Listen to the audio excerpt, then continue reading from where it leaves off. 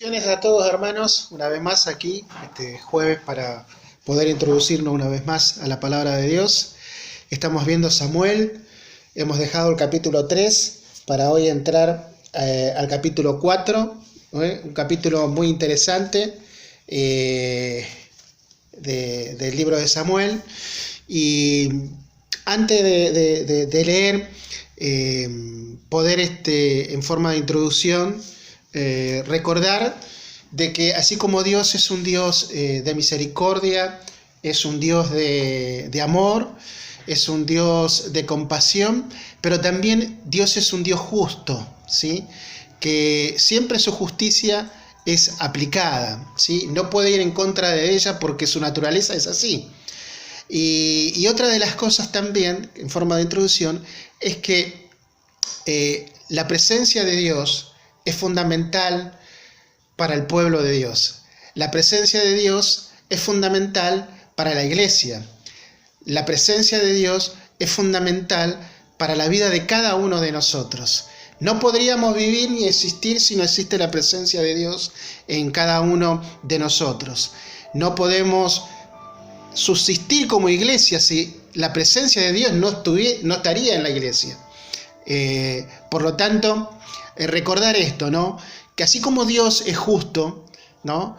Y su justicia se aplica a la vida del pueblo de Israel, también se aplica a la iglesia, y la presencia de Dios era fundamental para el pueblo de Israel como lo es también en este tiempo para la iglesia.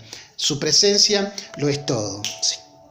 Así que vamos a dar lectura al capítulo 4. Vamos a detenernos en algunos versículos, como lo venimos haciendo a lo largo de estos jueves, ¿sí? Y poder profundizar en algunos de ellos, a ver qué nos deja como enseñanza en esta noche. Capítulo 4 del libro de Primera de Samuel, dice la palabra de Dios: y Samuel habló a todo Israel por aquel tiempo. Salió Israel a encontrar en batalla a los filisteos, y acampó junto a Ebenezer, y los filisteos acamparon en Afec. Y los filisteos presentaron la batalla a Israel, y trabándose él en combate, Israel fue vencido delante de los filisteos, los cuales hirieron en la batalla el campo como a 4.000 hombres, ¿sí? Y dice, los cuales hirieron en la batalla en campo como a 4.000 hombres. Bien, vamos a detenernos un poquito allí, ¿no? Dice el primer versículo que Samuel habló a todo Israel. En otras versiones, si ustedes pueden leerlo, van a encontrar que dice, y todo el pueblo de Israel escuchó a Samuel, ¿sí? ¿Esto qué quiere decir? ¿Por qué? Porque no podemos afirmar, ¿no? E inferir de que Samuel instó al pueblo de Israel a ir en batalla en contra de los filisteos, ¿no? Si bien muchos autores dicen de que en los escritos que se pudieron encontrar en la Septuaginta cuando se pasó del hebreo al griego, ¿no? Dan a entender que, digamos, los filisteos eran los que se habían presentado allí en aquel lugar para trabarse en guerra contra Israel, ¿no? Entonces, de hecho que entonces Samuel no era que estaba instando al pueblo de Israel a ir a encontrarse en batalla con los filisteos, sino que está afirmando en el versículo 1 que el pueblo de Israel escuchaba a Samuel. Ya el pueblo de Israel, como hemos visto en los capítulos anteriores, no solamente Samuel era acepto por Dios, sino también por el pueblo de Israel, ¿no? Pero en este caso hay un punto. Y luego dice, por aquel tiempo salió Israel a encontrarse en batalla con los filisteos, ¿sí? Bien, fueron a encontrarse en batalla, ¿no? Y dice la palabra de Dios que todo lo que pasó luego fue todo un desastre, porque vemos que perdieron, 4.000 hombres fueron muertos y decidieron volver nuevamente a su tierra, ¿no? Ahora, pensemos por un momento qué es lo que pasó que se produjo esta derrota. ¿Qué circunstancias llevó a que el pueblo de Israel sufriera esta derrota en contra de los filisteos? Bien, un poquito más adelante vamos a detenernos un poco a indagar acerca de esto. Pero en primer lugar, ¿quiénes eran los filisteos? ¿Sí? de dónde venían los filisteos, ¿sí? Y los filisteos eran descendientes de Can, uno de los hijos de Noé. ¿Se acuerdan que Noé tuvo 3 hijos, Sem, Can y Jafet? ¿Sí? Y los filisteos vienen de la descendencia de Can. Nosotros podemos encontrarlo en el libro de Génesis, el capítulo 1 y el versículo del 1 al 15, que nos habla acerca de la descendencia de Can, y nos vamos a encontrar que allí nombra a los filisteos. Vamos a ir un poquito y vamos a detenernos en algunos de esos versículos. Y dice: los hijos de Can, Cus, Misraim, Fut y Can, y los hijos de Cus, Seba, Advila, Sapta, Raana, Sapteca, y los hijos de Ramat, Seba y Dedán. Pero vamos al versículo 14. Aspastrusim, Ascaluim, medio difícil los nombres, de donde salieron los filisteos, y Acastorim. O sea que la descendencia de los filisteos vienen de la línea de Can, ¿sí? Luego sí tenemos también otra cita bíblica en el libro de Amós, el capítulo 9, versículo 7, quieren anotarlo rápidamente. Dice, versículo 7, hijos de Israel, ¿no me sois vosotros como hijos de etíopes, dice Jehová? ¿No hice yo subir a Israel de la tierra de Egipto y a los filisteos de Cactor? Acá también tenemos otra cita bíblica donde nos habla de la procedencia de los filisteos. Los filisteos vienen de la isla de Creta, ¿sí? La isla de Creta está ubicada en los mares de territorio de Grecia, es una de las islas más grandes que tiene Grecia, y de allí provenían los filisteos. Ya en los tiempos de Abraham, los filisteos habían grupos muy pequeños que ya estaban en la tierra de Canaán, pero luego, como nosotros sabemos, que Israel estuvo 400 años en Egipto, y luego contando también los años que estuvo dando vuelta por la tierra de Egipto, que fueron 40 años, hay una totalidad de 440 años. Luego, cuando Dios saca al pueblo de Israel de Egipto, ¿no?, con mano poderosa, y luego cuando están dando vuelta 40 años, y llega el momento en que el pueblo de Israel va a poseer la tierra prometida, luego ya estaban establecidos los filisteos, ya eran un territorio ocupado por ellos, una nación grande y poderosa, y allí llega el pueblo de Israel con las escrituras en mano, dada por Dios, de que esas tierras les pertenecían a los israelitas. Pero bueno, allí estaba el pueblo filisteo, y de ninguna manera iba a dejar que Israel tomara la tierra así porque sí, sino que iban a presentar batalla, iban a presentar la lucha, porque ellos consideraban que esa porción de esa tierra que estaba ocupada por ellos les pertenecía. Indudablemente habían pasado 440 años, y ellos obviamente ya estaban establecidos hace muchísimos, pero muchísimos años, y ellos, la tierra decía que eran de ellos. Y este pueblo filisteo era mucho más poderoso que otros pueblos, por lo cual Israel se había enfrentado. Cuando Dios se enfrentó con los moabitas, digamos, militarmente estaban equiparados, pero ahora los filisteos tenían un ejército mucho más poderoso, tenían un equipamiento militar mucho más sofisticado que las otras naciones, ya que ellos eran proveídos por armamentos y equipamiento militar por los griegos, ¿sí? A través de transacciones comerciales. Ellos se habían equipado, dicen que los filisteos fueron uno de los pueblos primeros que hicieron, digamos, el hierro fue trabajado por ellos para poder tener espadas y poder tener armamento mucho más sofisticado. Ustedes saben que los griegos tenían equipamiento militar mucho más sofisticado que otras naciones, como la coraza, lo que se ponían en la cabeza. O sea, estaban militarmente bien equipados, y esto lo hacía mucho más peligroso para Israel que otras naciones. Y de esta manera eran hombres de lucha, de guerra, y que no estaban dispuestos a dejar que Israel tomara su territorio, iban a presentar batalla. Y de hecho, a lo largo de muchos capítulos, y aún hasta el tiempo en que David es coronado, vamos a ver a los filisteos que está siempre acechando al pueblo de Israel, y siempre vamos a estar viendo secuencia donde el pueblo filisteo tiene algunas injerencias dentro de Israel. De hecho, el pueblo filisteo, digamos, será una herramienta de juicio en contra de Israel, como así también Israel era una herramienta de juicio en contra de los filisteos.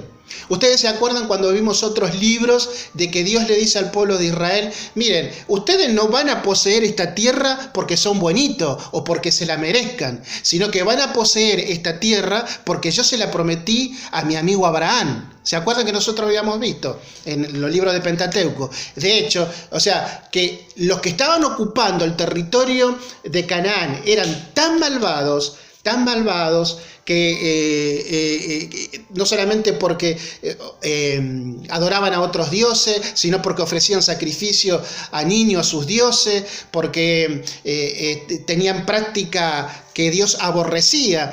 Por lo tanto, Dios le había dado muchísimos años a los pueblos que habitaban en la tierra de Canaán para que cambiasen, para que se arrepintiesen, pero ellos siguieron viviendo de la misma manera. Por lo tanto, Israel se iba a convertir también en un instrumento de juicio para todos los moradores de Canaán. Y Israel llega a aquel lugar y va a tomar posesión de la tierra que Dios le había prometido. Bien, ahora, dice las Escrituras que volvamos de vuelta al texto bíblico, ¿no? Y dice que el versículo 1, que se fueron a encontrar en batalla con los filisteos y acampó junto a Ebenezer. Ebenezer, traducido, significa hasta aquí nos ayudó Dios, hasta aquí nos ayudó Jehová. Y los filisteos acamparon en Afec. Y los filisteos presentaron batalla, y como nos narran las Escrituras, todo fue un desastre, ya que allí murieron 4.000 hombres. 4.000 hombres habían muerto en esta batalla, ¿no? Y dice que los ancianos se preguntaron en el versículo 3 y dicen: ¿por qué no ha herido Jehová delante de los filisteos? ¿Por qué Dios permitió que los filisteos hoy nos ganasen? ¿Por qué Dios permitió que murieran 4.000 hombres? ¿Sí? ¿Por qué permitió Dios que se murieran 4.000 hombres y perdiéramos frente a los filisteos? ¿Qué pasó? ¿Por qué Dios permitió esto? Fíjense que ellos en ningún momento se hicieron una pregunta ellos mismos: ¿qué hicimos nosotros para haber merecido esta derrota? ¿Por qué los filisteos nos han derrotado? ¿Algo habemos hecho que Dios permitió esta derrota? No, ellos rápidamente sacaron la deducción y dijeron: ¿qué pasó que Dios permitió que los filisteos no vencieran y esto produjera 4.000 muertes? 4.000 muertes. Entonces dice las Escrituras que ellos regresaron, ¿no? Y se empezaron a pensar, ¿no? Y deducieron algo. Dijeron: ya sabemos dónde está el problema. El problema es que no tenemos el arca de Jehová. Y allí está el problema. Por eso nosotros perdimos, Pero claro, haberlo sabido, haberlo recordado, ¿no? Que fue por causa de eso. Porque ellos conocían también en parte de las Escrituras. ¿Se acuerdan cuando Dios le habló a Josué y le dijo: Josué, nadie podrá hacerte frente durante toda tu vida? Así como estuve con Moisés, estaré contigo, ¿sí? Y donde tu pies pisara cada territorio, eso será tomado, porque yo voy a estar con vos, ¿sí? Y ellos conocían, y esto se trasladaba automáticamente también a la descendencia, a todo el pueblo de Israel. El hecho estaba de que ellos no tomaron en cuenta algo muy importante. Ellos no tomaron en cuenta de cómo estaban viviendo como pueblo de Dios. Ellos lo que no tomaron en cuenta es que sus líderes, y en este caso aún los sacerdotes, como hemos visto en el capítulo 3, eran hombres corruptos como Omni Fine, ¿sí? Que estaban a cargo de los sacrificios que estaban a cargo del tabernáculo de Dios y que estaban viviendo de una manera totalmente corrupta.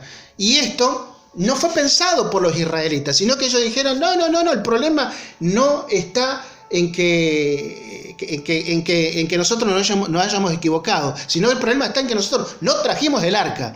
No hemos traído el arca. Y este es el problema.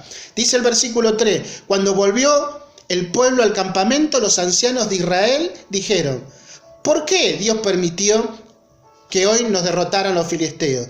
Traigamos a nosotros de Silo, donde se encontraba el arca del pacto de Jehová, para que viniendo entre nosotros nos salve de la mano de nuestros enemigos. Allí está el tema, allí está. Dios nos va a dar, vamos a obtener la victoria cuando traigamos el arca, ¿sí? El arca del pacto. Allí vamos a vencer a los filisteos. Por un lado, digamos, tenían razón que debían recurrir a la ayuda de Dios, pero de la forma en que ellos estaban pensando, no era la correcta. Dios no iba a ser llevado o manipulado por un pueblo que se había olvidado de él, por un pueblo que hacía lo que bien le parecía, como nos dice todo el libro de Jueces hasta los primeros capítulos del libro de Samuel. Entonces, traigamos el arca, y lo dijeron los ancianos. Ahora, ¿qué era el arca?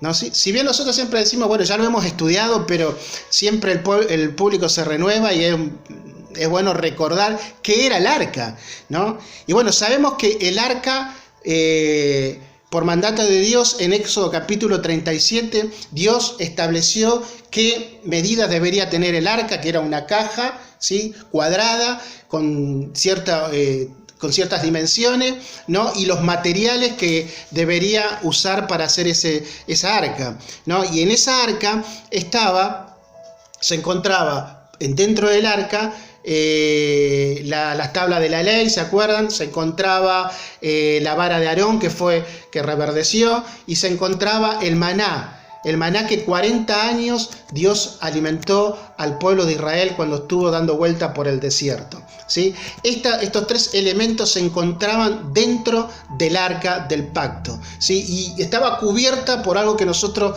conocemos como la tapa, donde se encontraba, ¿se acuerdan? Los ángeles con las alas extendidas, no eran ángeles, eran los querubines con sus alas extendidas hacia adelante. Bien, eso era el propiciatorio, se llamaba propiciatorio.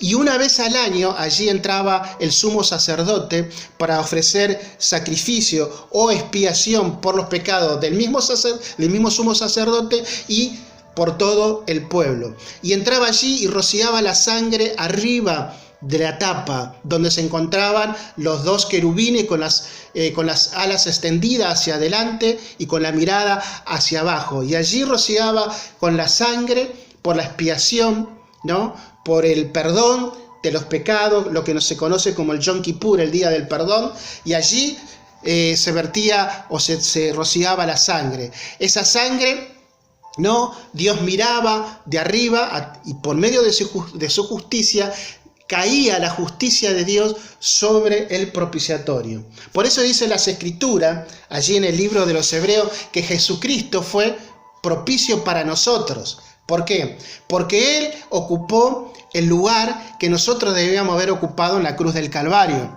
¿no? Él fue en lugar nuestro. Por eso dice que fue propicio para nosotros.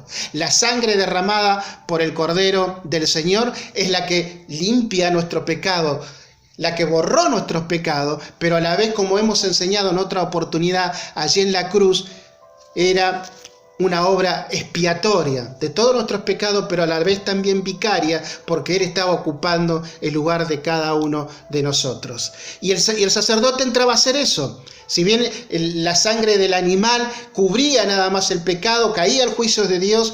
¿Y qué pasaba? Dios no veía lo que estaba allí adentro, que eran las tablas de la ley, que el pueblo no podía cumplir, que tampoco nosotros podíamos cumplir. Entonces, por eso que dice la palabra de que Cristo fue propicio para nosotros. Él derramó su sangre, Él ocupó nuestro lugar y Dios hizo su justicia en la persona de Jesucristo. Bien, y el arca no solamente simbolizaba o significaba todo esto, sino lo principal era que allí se manifestaba la presencia de Dios.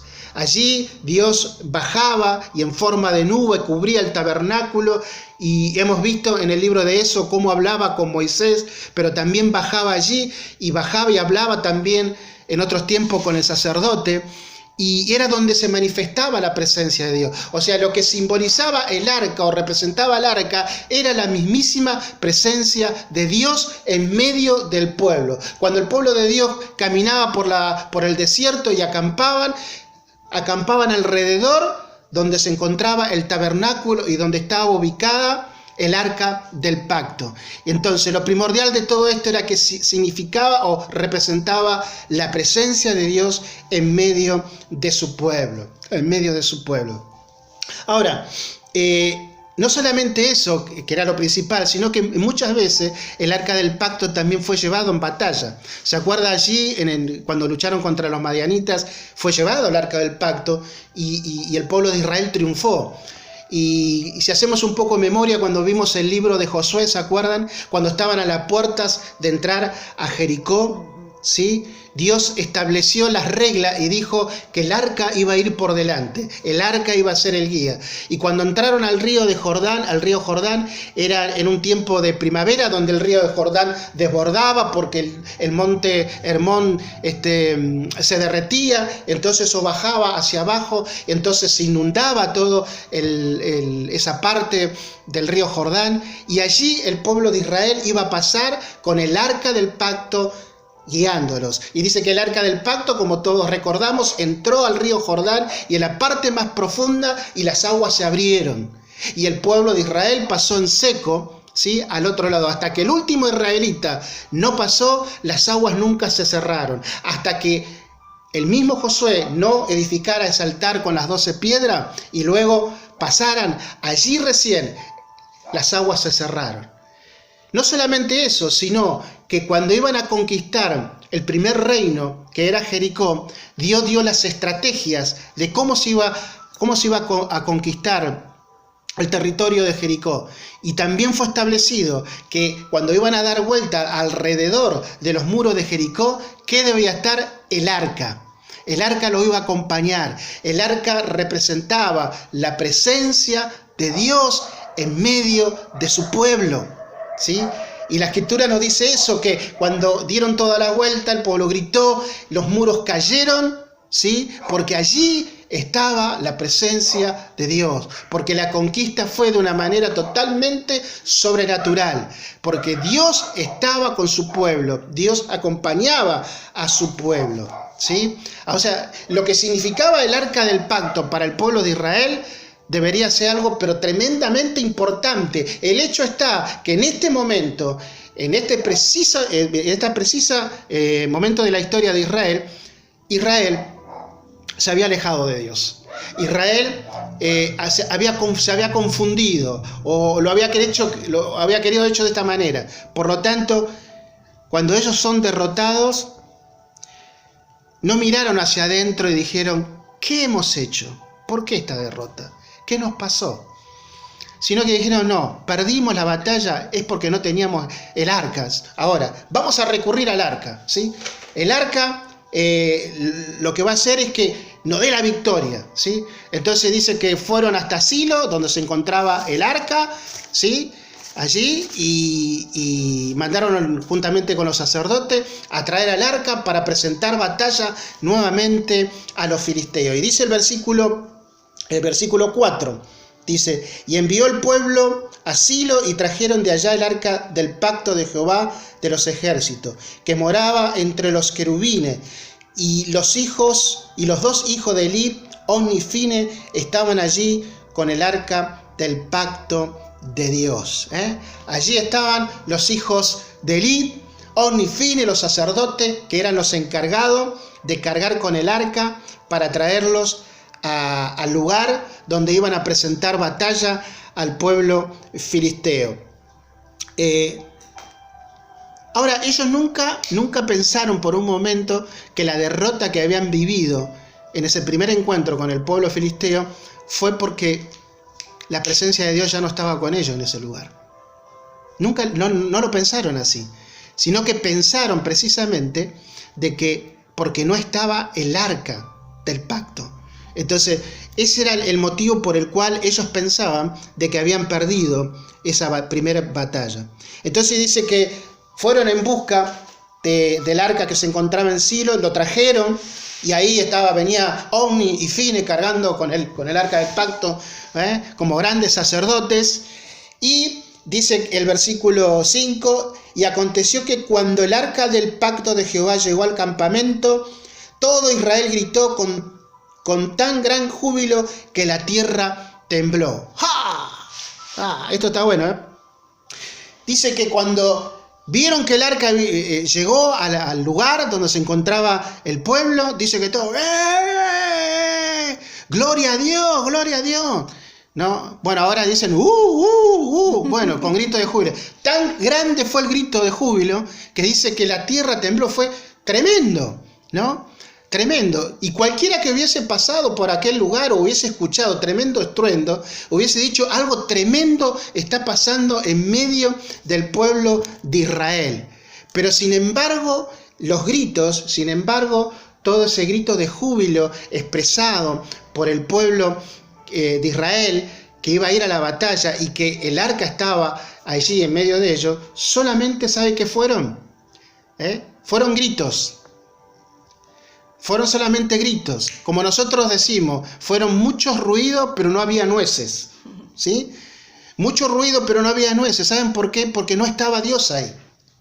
Porque no estaba la presencia de Dios en el arca, que representaba precisamente al Dios vivo, al Dios todopoderoso, al Dios que lo sacó de Egipto, al Dios que lo introdujo a la tierra prometida, al Dios que le hizo ganar muchísimas batallas, al Dios que le otorgó la oportunidad de establecerse en un lugar que fluía leche y miel. Ese Dios ya no estaba allí, no lo estaba acompañando.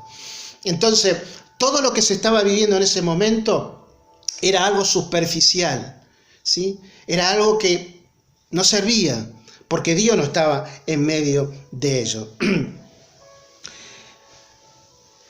Ahora, el versículo 6 dice, y cuando los filisteos oyeron la voz de júbilo, ¿no? Dijeron, ¿qué voz de gran júbilo que hay en el campamento de los hebreos?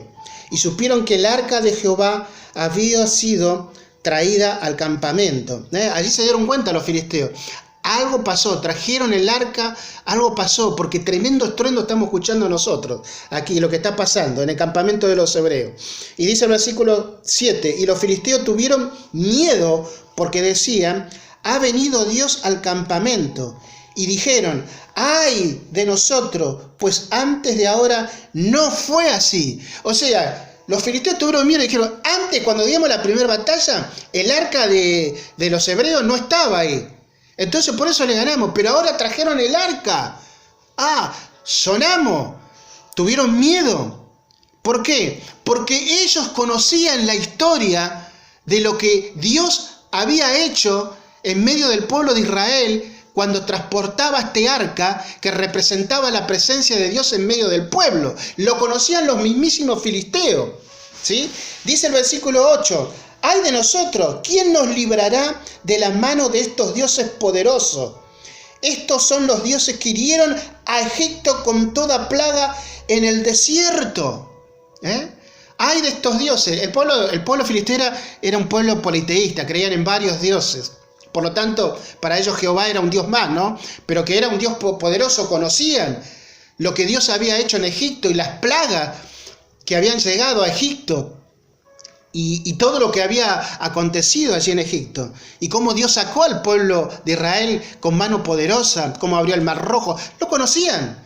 Era vox populi, lo sabían todo, ¿sí? Y cuando llegan a el arca ahí, por eso que tienen miedo, ¿sí? Y conocían de que ahora, ¿qué iban a hacer ellos? Porque anteriormente el arca no estaba, por eso ellos habían ganado. Pero ahora La situación para ellos era diferente, pero sin embargo, en el versículo 9 dice, bueno, esforzaos, oh filisteo, y sé hombre, porque no sirváis a los hebreos como ellos os han servido a vosotros. Sé hombre y pelead. No queda otra. Vamos a darle para adelante, aquí hay que presentar batalla, no vamos a servirlos a ellos como ellos nos sirvieron a nosotros. Así que vamos adelante, somos hombres, hay que luchar, somos guerreros, y se presentaron en batalla en contra de Israel. Dice el versículo 10, pelearon pues los filisteos, e Israel fue vencido, y huyeron cada cual a sus tiendas. Y fue hecha muy grande mortandad, pues cayeron de Israel 30.000 hombres de a pies. 30.000 hombres de a pie. ¿Qué pasó? Trajeron el arca. La batalla anterior fueron 4.000 hombres que murieron. Pero en esta batalla, con el arca y todo, murieron 30.000 hombres. ¿Qué pasó? Israel. ¿Saben qué pasó? Israel pensó de que el arca le iba a traer victoria. Ellos pensaron que no era Dios el que le iba a dar la victoria, sino que era el arca. Por lo tanto, ¿no? Pensaron que el arca era un amuleto de la suerte que le iba a dar victoria sobre los filisteos. Ellos pensaron de que en el arca, esa caja de madera que contenía la ley, que contenía el maná, que contenía la vara de Aarón que había reverdecido, era el que tenía el poder para librarlo y darle la victoria sobre los filisteos.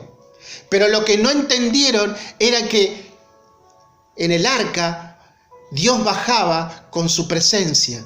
Y lo que representaba era que Dios estaba en medio de su pueblo. Pero que Dios ya le había advertido tanto a Elí, cuando le habló de sus hijos, y esperó muchísimos años para que su pueblo se arrepintiese, para que sus líderes se arrepintiesen.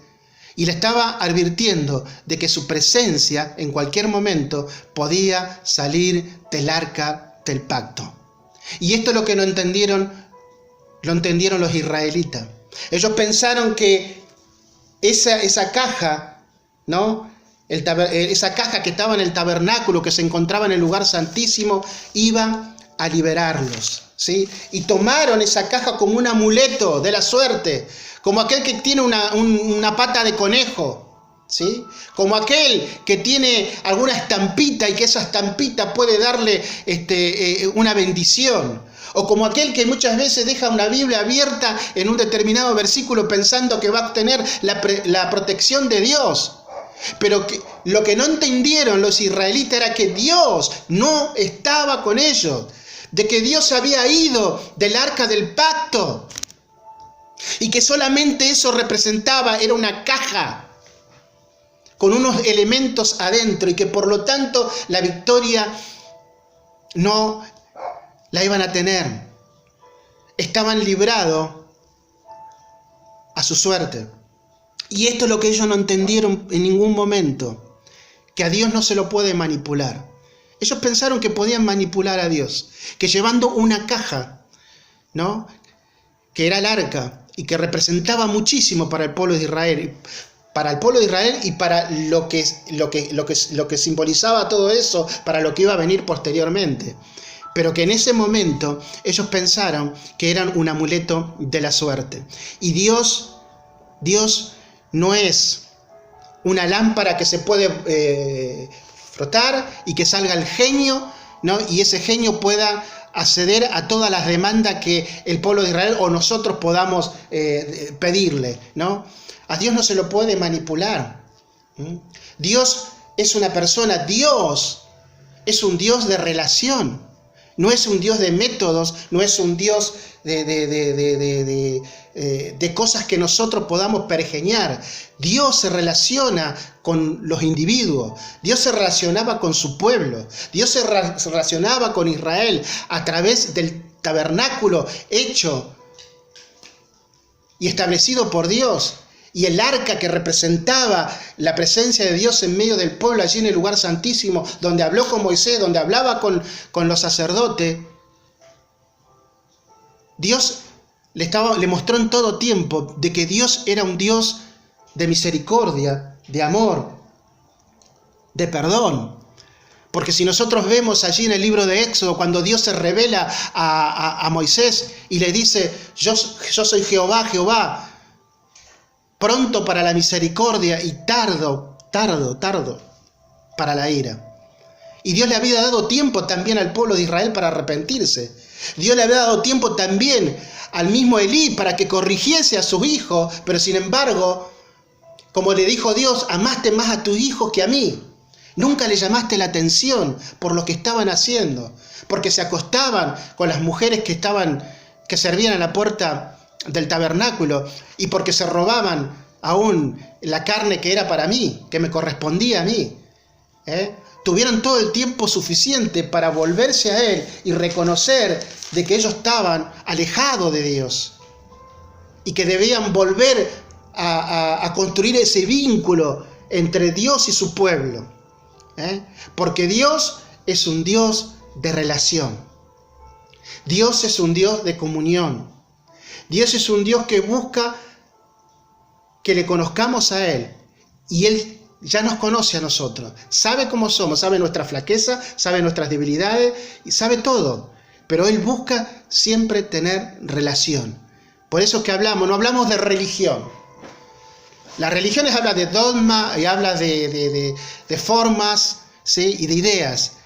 Pero el Evangelio de Jesucristo y aún el Dios que se manifestó y que era del pueblo de Israel siempre fue un Dios de relación.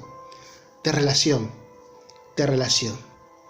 Y la derrota del pueblo de Israel fue por causa de que ellos se habían alejado de Dios. Y porque tomaron las cosas como si fuera que el arca era un amuleto, una pata de conejo.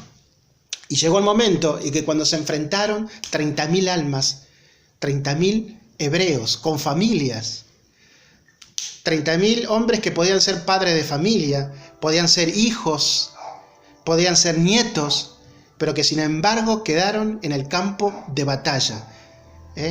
No por causa de Dios, sino por causa de que ellos decidieron dejar a Dios de lado y olvidarse de Dios y pensar de que Dios podía ser un Dios manipulable.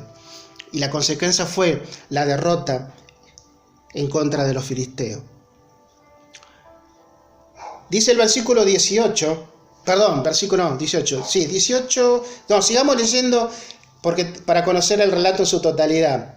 Dice el versículo 12, y corriendo de la batalla un hombre de Benjamín, llegó el mismo día a Silo, roto su vestido y tierra sobre su cabeza. Y cuando llegó, he aquí que Elí estaba sentado en una silla vigilando junto al camino, porque su corazón estaba temblando por causa del arca de Dios. Llegando pues aquel hombre a la ciudad, y dadas las nuevas toda la ciudad gritó. Cuando Elí oyó el estruendo del griterío, dijo, ¿qué estruendo de alboroto es esto? Y aquel hombre vino a prisa y dio las nuevas a Elí. Y era ya Elí de edad de 98 años, y sus ojos se habían oscurecido, de modo que no podía ver. Dijo pues aquel hombre a Elí, yo vengo de la batalla, he escapado hoy del combate. Y Elí dijo, ¿qué ha acontecido, hijo mío? Y el mensajero respondió diciendo, Israel huyó delante de los filisteos, y también fue hecha gran mortandad en el pueblo. Y también Elí, tus 2 hijos, Ofni y Fine, fueron muertos, y el arca de Dios ha sido tomada. El 11 no leo. Y ha sido tomada. No solamente que fueron derrotados, no solamente que murieron 30.000 hombres, sino que sus 2 hijos, el cual él nunca corrigió, habían muerto. Si bien ya Dios había hablado con Elí, y aún había hablado con Samuel, y Samuel también le transmitió lo mismo, confirmándole el juicio que caería sobre la vida de la familia de Elí. Y llegó el momento que la noticia llega a los oídos de Elí y le dice, tus hijos han muerto. Y lo peor que le podían haber dicho a Elí, el arca del pacto, el arca de Jehová, ha sido llevada por los filisteos. Tremendo, tremendo. Dice el versículo 19, ¿no? 18. Perdón, 18. Y aconteció que cuando él hizo mención del arca de Dios, Elí cayó hacia atrás de la silla al lado de la puerta y se desnucó y murió porque era hombre viejo y pesado y había juzgado a Israel 40 años. 40 años juzgó a Israel como juez. Dios lo había levantado. 40 años. Y cómo termina la vida de Elí realmente es triste, ¿no? Porque no solamente la muerte de sus hijos, las derrotas en batalla con los filisteos, la toma del arca del pacto, y lo que más le impactó a él fue que el arca del pacto de Jehová había sido llevado por los filisteos como trofeo de batalla. Y dice que cuando escuchó esta noticia, cayó hacia atrás, se desnucó y murió, ¿no? Y murió. Así que vemos una situación realmente tremenda, tremenda. Y dice el versículo 19, ¿no? Que parecía que qué cosa peor más podía haber sucedido. Ya todo estaba mal. Pero sin embargo, hay más tragedia en la familia de Elí. Dice el versículo 19, y su nuera, la mujer de Fines, que estaba encinta, cercana al alumbramiento, oyendo el rumor que el arca de Dios había sido tomada, y muerto su suegro y su marido, se inclinó y dio a luz porque le sobrevinieron dolores de parto. Ahí está. Pobre esposa de Fines, ¿no? Estando embarazada, se adelanta el embarazo producto de las noticias que había escuchado, que había recibido. La muerte de su esposo, la muerte de su cuñado, la muerte ahora de su suegro, la masacre que se llevó adelante en el campo de batalla, 30.000 hombres que habían muerto, y sobre todo la captura del arca del pacto de Jehová. Tremenda noticia, y esas noticias adelantaron el parte de la mujer de Fines. Y dice, leímos el versículo 18 y 19, y su nuera, la mujer de Fines, que estaba encinta, cercana al alumbramiento, oyendo el rumor que el arca del Dios había sido tomada, y muerto su suegro y su marido, y se inclinó y dio a luz, porque le sobrevino sus dolores de repente. Y al tiempo que moría, le decían las que estaban junto a ella, no tengas temor, porque ha dado a luz un hijo. Mas ella no respondió ni se dio por entendida, y llamó al niño Icabod, diciendo, traspasada es la gloria de Israel, por haber sido tomada el arca de Dios por la muerte de su suegro y de su marido. Versículo 22, dijo pues, traspasada es la gloria de Israel, porque ha sido tomada el arca de Dios. Y llamó al niño Icabod. Traspasada es la gloria de Dios. En otras versiones dice, y la gloria de Dios se fue. Y Dios se alejó, en otras versiones. Y de hecho es que la gloria de Dios no fue traspasada, sino que Dios estaba gobernando del mismo lugar donde gobernó siempre.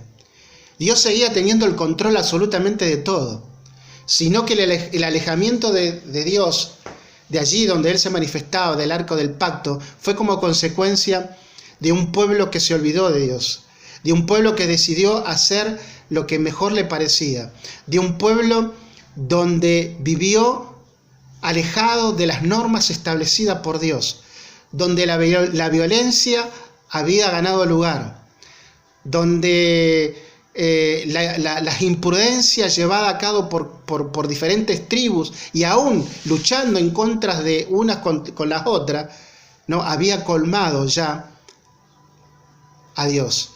Y todo esto fueron los síntomas que llevaron a que Israel sufriera una derrota. La gloria de Dios se había ido del tabernáculo, pero Dios seguía teniendo absoluto control de todo, porque en el capítulo que viene vamos a ver que a los filisteos no les fue nada bien cuando el arca fue llevado por ellos. Ahora, yo le dije de un principio que lo peor que le podía pasar al pueblo de Israel, y lo peor que le puede pasar a nosotros, a cada uno de nosotros, y yo me pongo en primer lugar, es que la presencia de Dios no esté presente. Y usted me dirá, ¿pero qué? ¿Dios se puede alejar de nosotros? No. Las Escrituras dicen, no apaguéis el fuego del Espíritu Santo. ¿No? Nos advierte, no apaguen el fuego del Espíritu Santo. Por un lado. Por otro lado, a veces nuestras decisiones equivocadas, a veces por pensar que hacemos bien en tomar decisiones que no van de acuerdo a lo que Dios establece, trae consecuencias a nuestras vidas, ¿sí? Y no quiero levantar, ustedes saben que no predico, no enseño de esta manera, pero nunca levanto el dedo acusador y no soy de emitir juicio. Pero sabemos de que Dios es un Dios justo. Mientras Israel estuvo amparado bajo la cobertura de Dios, al pueblo de Israel le iba bien. El pueblo de Israel conquistaba la tierra. El pueblo de Israel ganaba las batallas. Pero cuando el pueblo salía del paraguas de la protección de Dios, venían las consecuencias. Por eso dice, el que habita bajo el abrigo del Altísimo mora bajo la sombra del Omnipotente. Cuando nosotros tomamos las decisiones equivocadas individualmente, y que a veces afectan aún a los que nos rodean, y afectan mucho más de lo que nosotros a veces pensamos, es porque nos salimos de la cobertura de Dios, nos salimos de ese gran paraguas que Dios ha creado para que nosotros nos cobijemos en ese lugar y podamos siempre ser bendecidos por Él, cuidados por Él, protegidos por Él, ¿sí? Y a pesar de que pasemos por dificultades o por lucha o por batalla, vamos a salir en victoria, ¿sí? Porque vamos a estar cubiertos por la presencia de Él. Miren, Moisés no por algo dijo, ¿se acuerdan cuando dijo, mira, llévate a este pueblo y vas a traerlo a la tierra prometida, pero yo voy a estar con vos, pero conmigo que ya no cuenta?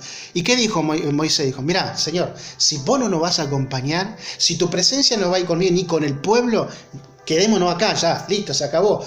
No sirve para nada. Cuando no está la presencia de Dios, nos falta todo. Cuando falta la presencia de Dios en nuestras vidas y no está guiada por la presencia de Dios, cometeremos más errores de lo que cometemos habitualmente. ¿Sí? Estos hombres como fines, omnifines, ¿no? Que hablamos en otro capítulo, de que ellos estaban sirviendo de una manera incorrecta, pero solamente lo estaban haciendo por oficio, porque aprendieron a ser de sacerdote, aprendieron el sacrificio, aprendieron a quemar en el altar de bronce las partes que debían ser quemadas, pero que realmente simplemente lo hacían por oficio, pero que la presencia de Dios no estaba con ellos. Esto lo dice la palabra, ¿sí? Y también es aplicable para nosotros. También es aplicable para la iglesia, ¿sí? También es aplicable para aquellos que tenemos ministerio y para los que nos tienen. Porque los ministerios son dados, ya lo hemos hablado muchas veces, para servicio. Pero cuando la presencia de Dios no nos acompaña, solamente seremos como fueron omnifines, que lo hicieron por conocer el oficio. Y lo peor que puede pasarnos es que la presencia de Dios y que la presencia del Espíritu Santo no nos acompañe en eso que estamos haciendo. Necesitamos la presencia de Dios en la iglesia. Necesitamos la presencia de Dios en los ministerios. Necesitamos la presencia de Dios en cada actividad que nosotros desarrollamos. Y sobre todo, y lo primordial, necesitamos la presencia de Dios en nosotros, en nuestros hogares, en nuestras familias. Necesitamos la presencia de Dios para vivir. Necesitamos la presencia de Dios para respirar. Necesitamos la presencia de Dios para ser fortalecido. Necesitamos la presencia de Dios para ser victorioso. No que otro tenga victoria por nosotros, sino que Dios nos dé victoria a nosotros. Necesitamos la presencia de Dios para enfrentar cada mañana que nos levantamos porque no sabemos con los que nos vamos a encontrar. Necesitamos de vos. Aleluya. Necesitamos relacionarnos con vos sobre todas las cosas. Después todo lo demás será aprendizaje. Pero sobre todas las cosas necesitamos día tras día, desde que le hemos conocido hasta que tengamos que irnos, y en cada momento vamos a necesitar la presencia de Dios para vivir, para ganar batallas, para poder seguir adelante y levantarnos y decirnos: somos hijos de Dios. El Padre está conmigo, mi papá está conmigo, mi papá me protege. ¿Cómo lo sabés? Porque yo hoy me comuniqué con Él y yo sentí en mi vida de que Él me acompaña, que Él está conmigo, porque su presencia me da vida. Dijo el Señor, allí cuando se levantó en aquel último día de la fiesta y vio que estaban volcando agua, allí en el lavacro, y dijo, alzando su voz, dije: el que cree en mí, correrán ríos de agua viva por su interior. El que me busca a mí, aleluya, correrán ríos de agua viva. Eso es lo que tiene, eso es lo más importante para nosotros. ¿Vamos a tener victoria? Sí, vamos a tener victoria, siempre, porque Dios está con nosotros. Porque Dios nos acompaña, porque su presencia está conmigo. Lo que hemos vivido es desiertos, lo que hemos pasado por desierto, momentos difíciles, cuando hemos dejado de sentir ese río de agua, de vida, que corría en nosotros, pero que las malas decisiones o por circunstancias X, hubo un tiempo en que esa presencia se apagó o menguó, pero que siempre Dios estuvo esperando, y me estuvo esperando a mí, y me estuvo esperando a muchísimo, y lo sigue esperando, para impartirle vida, para impartir presencia. Aleluya, gloria al Señor. Esto es lo que yo saco de este capítulo que hemos visto en esta noche, ¿sí? La gloria de Dios no había sido traspasada. La gloria de Dios se había alejado por un momento del pueblo de Israel. Pero siempre Dios quiso estar en medio de su pueblo. Siempre quiso estar en medio de la nación de Israel. Aleluya. Gloria sea al Señor. Gloria sea al Señor. Que la presencia de Dios esté con vos, que la presencia de Dios te cubra, que esa relación que vos tenés con el Señor se haga más profunda, porque a través de la relación les vamos a ir conociendo más y más, ¿sí? La relación nos lleva a conocerle y a entenderle, no sé, tal vez en este tiempo, con esta cuarentena que estamos viviendo, muchos han tenido más tiempo de poder conectarse con Él, de poder hablar con Él y de poder saber un poco más del Señor. ¿Y saben qué? Es así. Nos damos cuenta de lo grande, de lo amoroso que es el Señor para con nosotros, para con nosotros. Y sabemos que Él está dispuesto siempre a ir derramando de su presencia. Dios es un Dios de amor, es un Dios de presencia. Nos habla por medio de su palabra. Y otra vez vuelvo a tomar y voy a decir lo mismo que dije el jueves pasado. Nosotros hay un eslogan que tenemos de palabra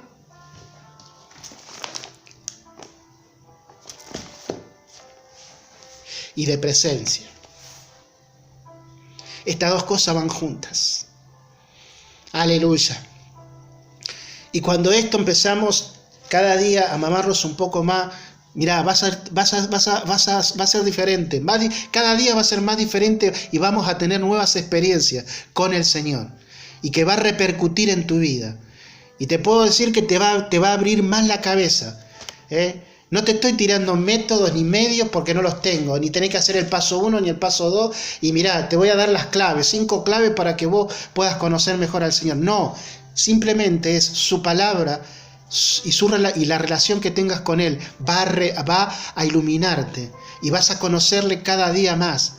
Y a ese Dios de amor que tanto hablamos, ¿no? Vamos a entenderlo cada vez más.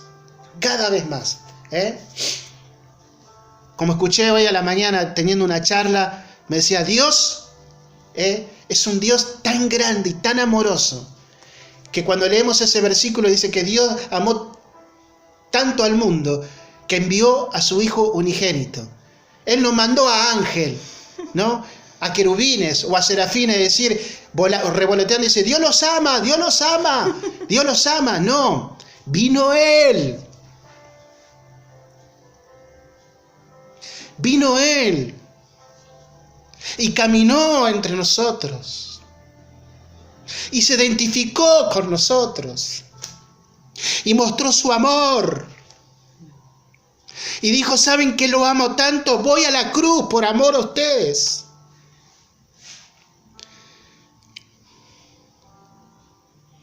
Y derramó su sangre y hemos recibido ese beneficio, aleluya. Y por medio de ese beneficio, ahora nosotros podemos conocerle más y más. Si tu presencia está conmigo, yo tengo victoria. Si tu presencia está conmigo, yo tengo vida. Si tu presencia está conmigo, yo tengo esperanza. Si tu presencia está conmigo, tengo la meta delante. Porque vos estás conmigo, aleluya. Señor, te damos gracias en esta noche. Gracias por darnos esta oportunidad, Señor, de estar delante de tu palabra, Señor. Después de poder ver a través del libro de Samuel, Señor.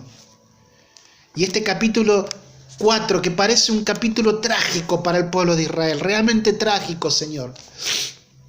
Porque tú estabas advirtiéndole, Señor, al pueblo y dándole oportunidades, una y otra más, a que volviesen su rostro a vos, Señor.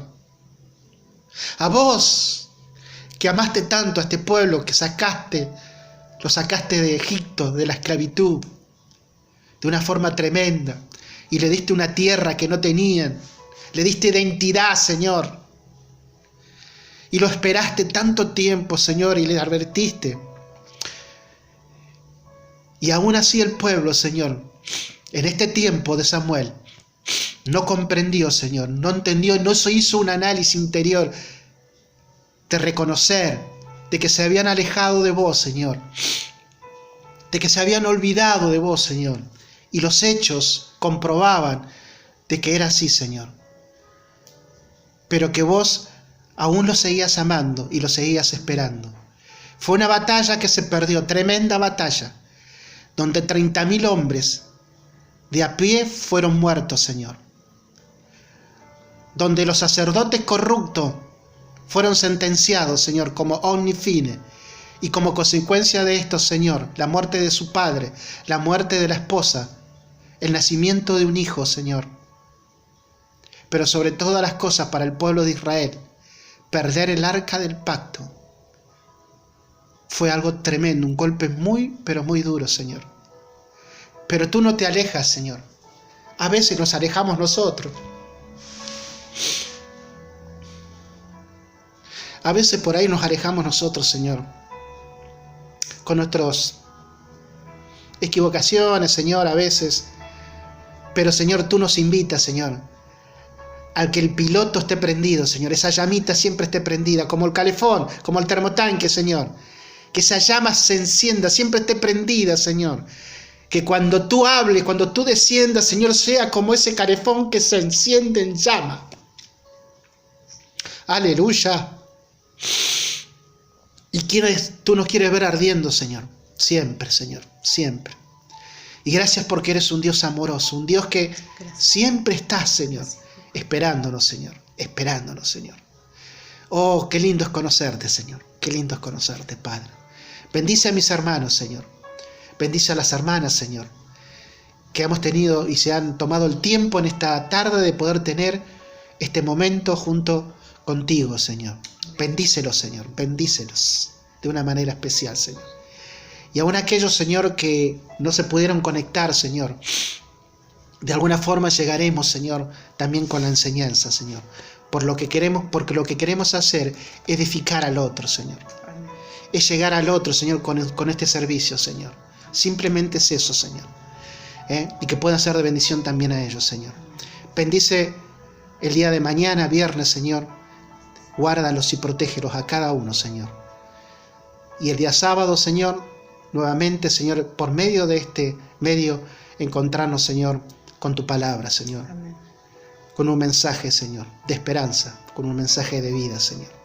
Gracias por todo, Padre. Gracias. Te lo damos en el precioso nombre de Jesús, para tu gloria y para tu honra, Señor. Amén y amén. Y amén. Gloria al Señor. Aleluya. Bendito sea su nombre. Gloria a Dios. Bien.